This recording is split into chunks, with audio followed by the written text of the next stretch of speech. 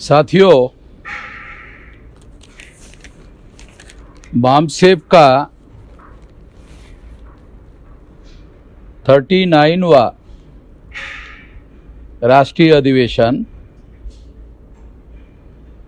24, 25, 26, 27, 28 तारीख को लखनऊ में होने जा रहा है। ये अधिवेशन इसलिए महत्वपूर्ण है क्योंकि कोविड काल में 2 साल हम लोग फिजिकल अधिवेशन नहीं ले पाए।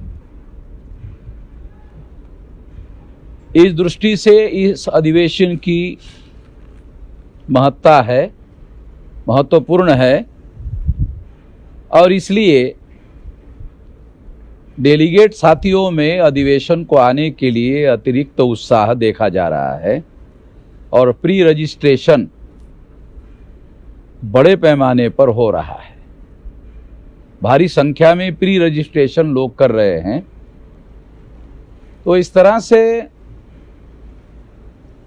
ये अधिवेशन कोविड काल के 2 साल के बाद में हो रहा है, इस दृष्टि से महत्वपूर्ण माना जा रहा है। दूसरी बात, इस अधिवेशन में लगभग हर साल जो हमारा अधिवेशन होता है, उस अधिवेशन में पिछले समय तक यानी 38वें अधिवेशन तक 3 दिन का बामसेफ का अधिवेशन हुआ करता था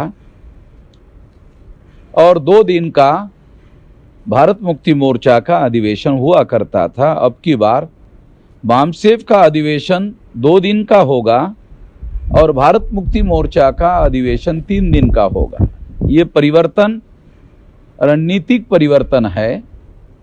इसके पीछे बड़ा मकसद ये है कि हम हमारे आंदोलन में एक बड़ा बदलाव कर रहे हैं। वो बड़ा बदलाव ये है कि पहले हम लोग जगाने पर और संगठित शक्ति निर्माण करने पर हमारा ज़्यादा जोर हुआ करता था। अब की बार हमारा जो जोर है वो है कि हम इस संगठित शक्ति का आने वाले समय में आंदोलन करने पर ज़्यादा से ज़्यादा जोर देना चाहते हैं और इसलिए भारत मुक्ति मोर्चा को ज़्यादा महत्व दिया जा रहा है। इससे भारत बामसेफ का महत्व कम नहीं होता।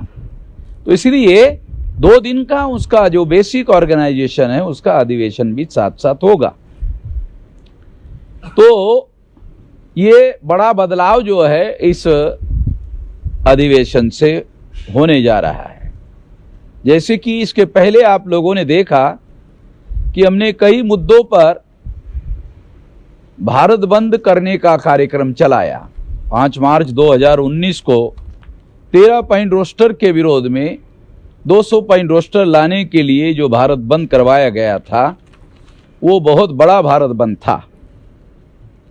और दूसरा भारत बंद था 29 जनवरी 2020 को सीएए के विरोध में।